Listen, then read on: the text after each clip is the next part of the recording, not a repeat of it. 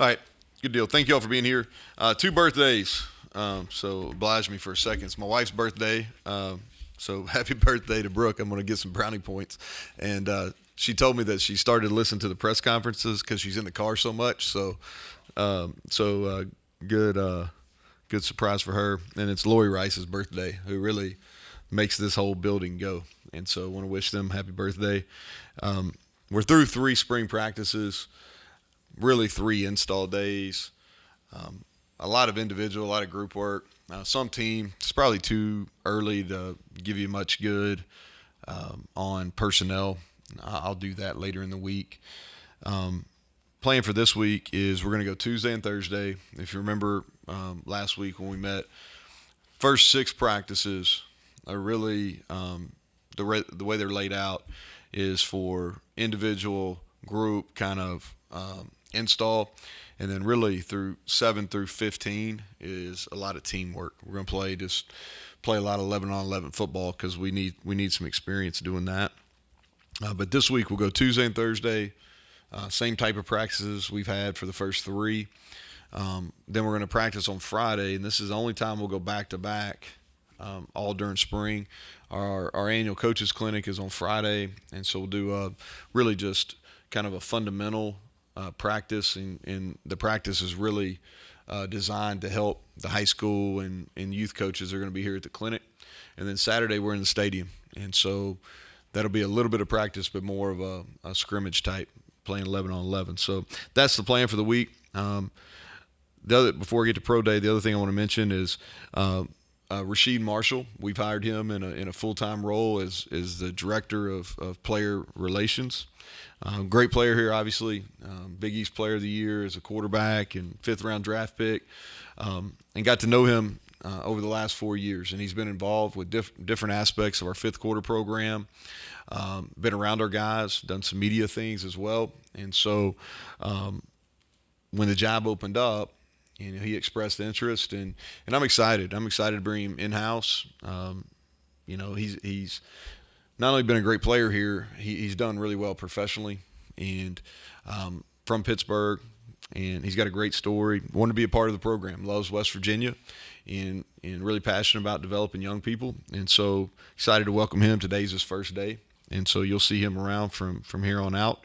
And this is a big day for several of our former players. I'm excited to watch them. There's some good stories here. Bryce and Sam and Exery and Dante, those guys, been with them for 4 years. Proud of what Bryce and Dante did in Indianapolis. I thought they represented themselves, represented our program really, really well. Not only in the drill piece of it, but an interview piece of it in front of the media and with the teams. And so the other guys get their opportunity today. And so with that, I'll take questions. So the Rasheed news is interesting. Explain what the director of play Mm-hmm. person does. Yeah, so it's player relations. Yeah, player relations. So it's the job that Usman Kamara was in, and so he's really the liaison between the players and our support staff. He's the liaison between housing and admissions. So he works directly with several pieces on campus, and I'm giving you a rough. I'm not giving you the whole job description. And then he's here for the players. He's going to work a lot with our 5th quarter program. Preparing them for life after football, and so. But yeah, he's been around a lot. We had the opening. He expressed interest. I'm glad it worked out. So you can't determine a ton in 3 days. Yeah. But give us a little oversight of maybe things that you have. Yeah. So I thought, just overall, I thought the offense had a nice day on Tuesday and Thursday, and then on Saturday, I wasn't very pleased with them. We just didn't have the same urgency, and we've got to be able to handle some success. And I thought Tuesday and Thursday were clean from an alignment assignment, but also practice with urgency and with really good effort. And I thought Saturday just didn't meet the standard. It wasn't good enough. Put the ball on the ground. Didn't have the same urgency. Defensively, I thought that Saturday was by far our best day. I thought it was more confident. And it works out that way because you got pads on, right? So you add the physicality aspect that you don't have on Tuesday and Thursday. And for a first day in pads, I thought our guys did a really nice job running to the football and then thudding. It's harder to thud than it is to tackle. And so I thought our guys got in really good position and put the hat on the ball and got the ball out. And that's one thing that we've really talked about is we've got to create some takeaways. Personnel wise, I think, like I said, I think it's offensively, the guy that stood out, and I think you've also seen it when you've been out there a couple of days, Devin Carter. We got a chance to have a real quality running back room. I think Devin Carter, Preston Fox, those two probably the receivers that have stood out thus far. Defensively, Sean Martin has gotten stronger. You can see that. He got some more push. I thought Lee Koba had a nice day on Saturday, which was good to see. And Aubrey Burks is a guy that we have really high expectations for, and not only on field production wise, but from a leadership standpoint. And I think he's off to a good start.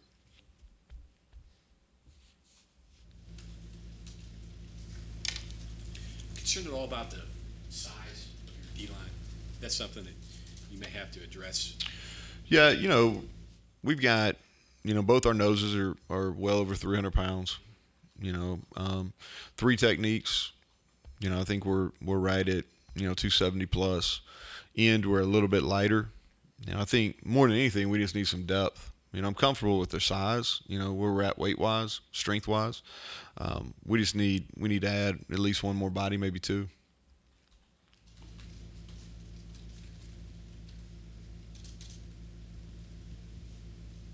Talked about wide receiver. Just the need to develop that group as a whole. Because obviously you lost a lot. We did. Yeah, we lost. Just talking about Bryce and Sam. A lot of production. I think Sam on his pro day. Probably be remiss if I didn't say this. I mean, you're talking about somebody that over 4 years was really, really productive. I think sometimes we forget. I don't know where he ended up in all-time reception leaders, but he's up there. So it's a lot of production. And then Bryce increased his production every year. So we will. We've got to replace a lot of those catches and a lot of those targets. We brought Devin in because we felt like he could be a frontline guy and be a one. And through 3 practices, we've only seen it. That's only been the truth so far. He's delivered. He's made some big time plays, and then there's pressure on Cortez and Jeremiah. I think that both those guys this spring got to make a move. And we talk about pressure being a privilege because we need them. So there's been some flashes. They got to be more consistent. Polk has been a little bit. He missed part of Thursday and all Saturdays with an injury. He should be back tomorrow, and so haven't seen him as much. The other thing too is the running backs and the tight ends. We got to use them more in the pass game to take up some of that slack. That's why Cole Taylor. That's why we brought him here. To be a pass threat. I think you saw that a little bit on Thursday when you were watching. And our running backs, all 4 capable of being active in the pass game. But, yeah, I think receivers we got to develop. I think we got some guys here. We'll add one more. But, I think that this spring is critical for that room. We had an opportunity to talk to Blaine and Bilal on Saturday. Just talk about what they bring. And I know in Bilal's case, he really is kind of a carryover to you anyway because he was here before. But what do those 2 guys bring? So I think I'll start with Bilal. I'll talk about Blaine. So both add kind of a jolt of energy. They fly around on the practice field. Both of them are young, so they really relate well with the players. Both of them are going to be elite recruiters in time. It's going to take them a little bit to get used to it, but they both got elite characteristics to recruit. And they're both good teachers. If you look at, I always think it's, no different than any other profession. You who you come up under, and you rub off, or you kind of follow what their direction was. They've been under some really good people, and so both of them have benefited from that. And and I think it showed in the media. I kind of watched what both of them did on Saturday. you can see it. I thought they did a nice job with you all. They got good give and take. They have original ideas. They're not scared to speak up. And both of them bring something to the table to help us offensively. I know in Blaine's case, you got him over in Northern Virginia, and I know his dad had a good name in Virginia. Mm-hmm. Was that intentional? Yeah, and so he's doing this for the first time. Bilal's done it here as a graduate assistant, then he did it at VMI. But Blaine's doing the recruiting piece for the first time. That's really the only really new aspect of the job for him. And so I think it was important for us to put him in areas where he felt comfortable, where he had some name recognition, and so he could get off to a good start. 3 days installed, but you seem pretty content that you said Devin's done everything to be a number one. What does that look like? So here's what I think he's done a great job, Mike, in the offseason attacking it. And he's really led that room from a work ethic standpoint, him and Grayson. He's been humble in his approach, but I think he's really helped that group. There's some guys in there that are a little bit younger, and I think he's done a good job setting the standard. Then he's gone out and made a bunch of plays in the first 3 days. Now he's got to continue. We're 1 weekend of a 5-week spring program, but he's made a lot of plays and a lot of contested catches. CJ has practiced more than maybe I'd anticipated. Is he further along in his rehab than you thought? Yeah, you know what? Yeah, he wants to do it. Yeah, he wants to play, and he needs it. Like he doesn't have a whole lot of experience, and he had some flashes last year. We've got to get him where he's got to be able to play. He's got to be durable, and he needs reps at running back just because he doesn't have a whole lot. And so, how much live tackling to be determined, but he's practiced and practiced the whole time, all 3 days. You mentioned last fall you wanted to get him, put multiple pieces with him out there, put him in a slot, do this. Are you able to start adding to his? Yeah, yep. And so we worked him and kind of all over the field through the first 3. If you look at our running back room, so CJ obviously his whole background, you all know that, was in slot. Played slot receiver, kind of an H-back deal a little bit. But Jalen Anderson in high school, if you go back and you watch his high school highlight tape, I mean, a lot of his film, he's still a running back, but they used him a lot at receiver and split out in some NP formations.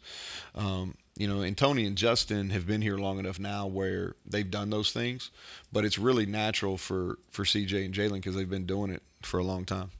When you're in a situation like you are, as far as putting a team together, Mm-hmm. do you take on the assets that the team has, or does the team mold itself to what the coach wants? No, I think you have to. Well, there's a little bit of both, Bob. I think there's probably more of a complicated answer than just one way or the other. I think it's both. I think the identity of your football team has got to be led by your staff, not just your head coach, but your entire staff.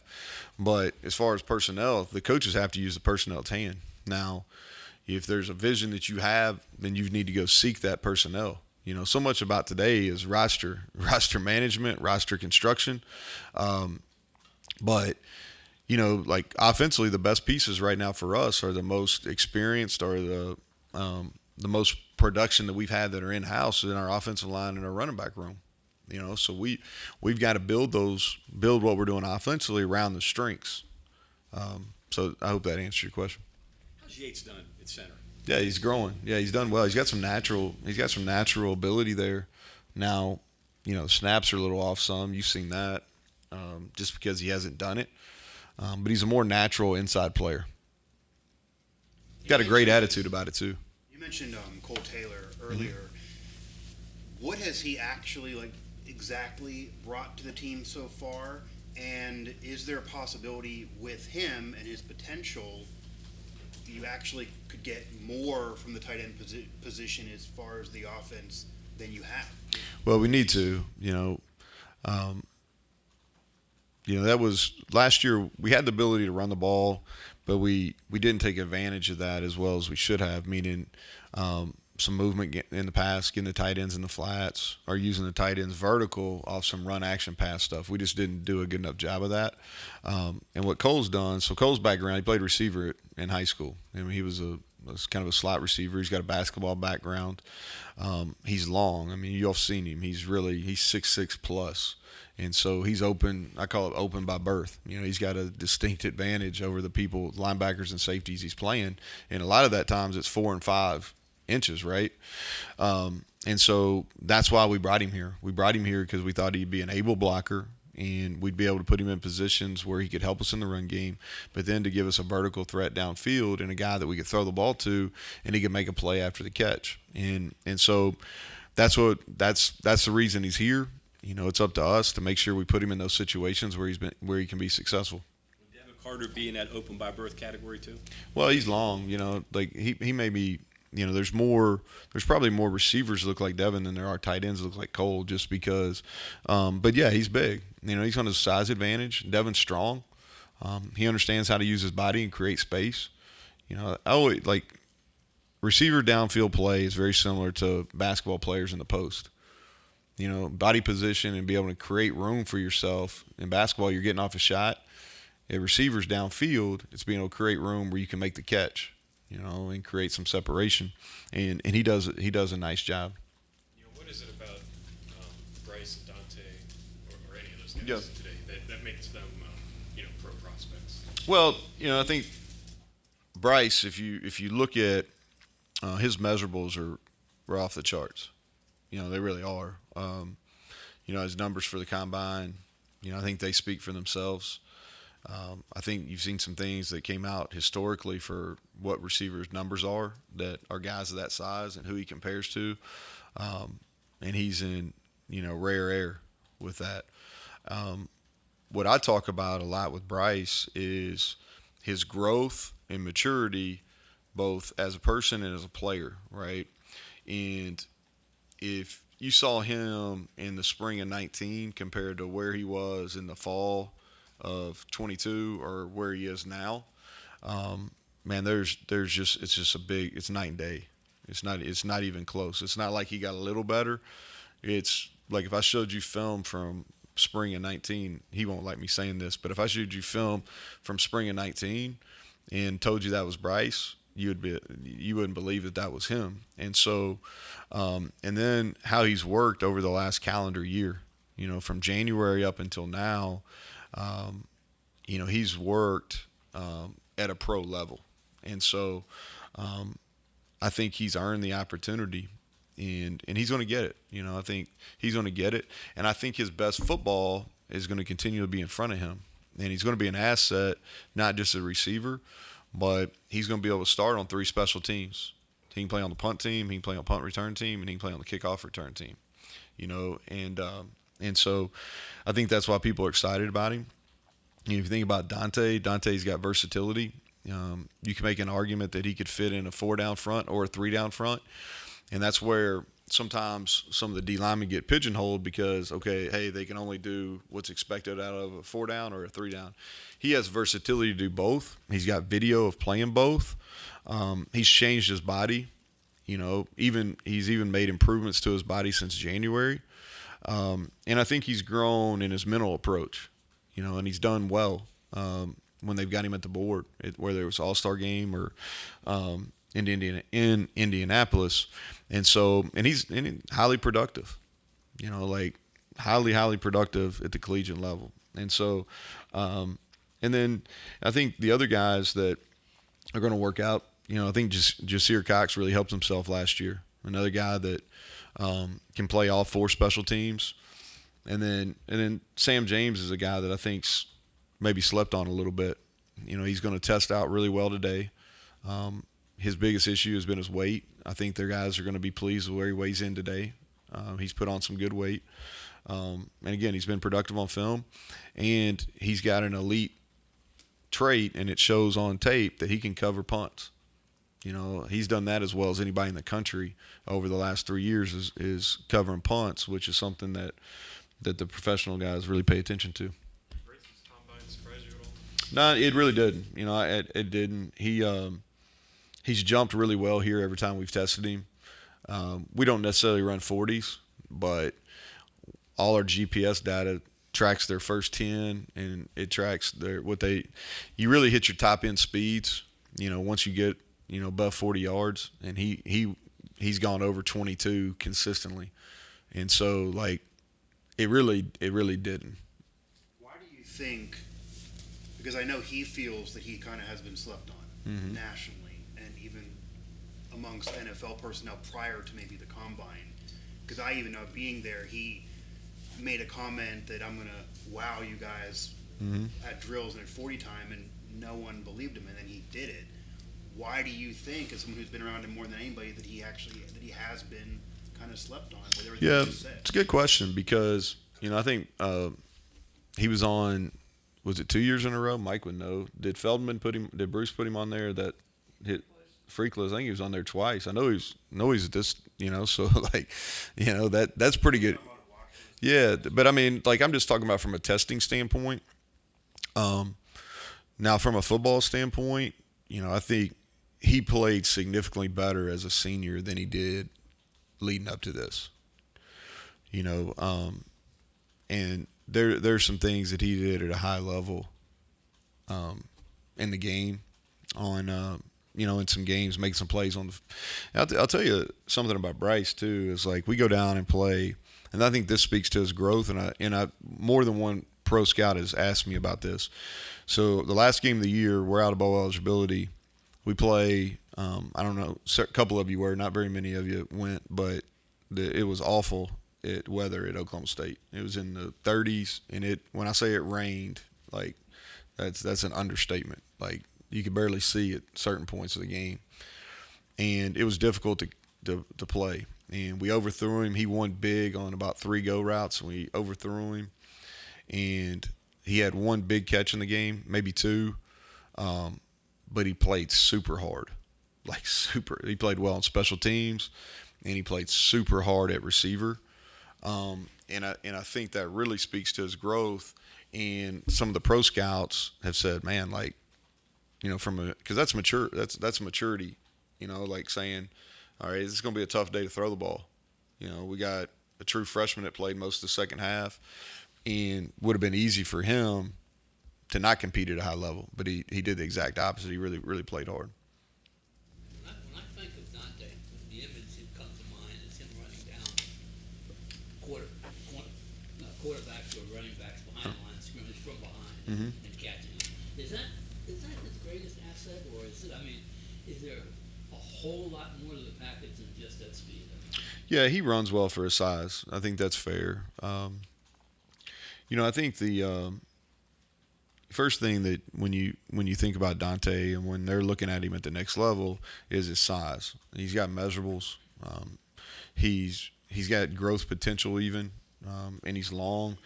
And because how he was used here, you get to see him do a bunch of different things. Okay, so I think that gives him, again, goes back to he can play in the 4 down or the 3 down, which I think that versatility is really, really benefiting him. But he runs side to side. He's going to be a plus pass rusher from the interior. If you look at the league's trending a little bit more where you're getting more interior pressure. And so, but yeah, that, he can run. That's probably his best asset right now. But I think he's played the run better as a senior than he did leading up to it. So on pro day moving to Texas, and the Big 12 is going to take that over the pro day. What's your thoughts on that? I think that it's going to make it a marquee event.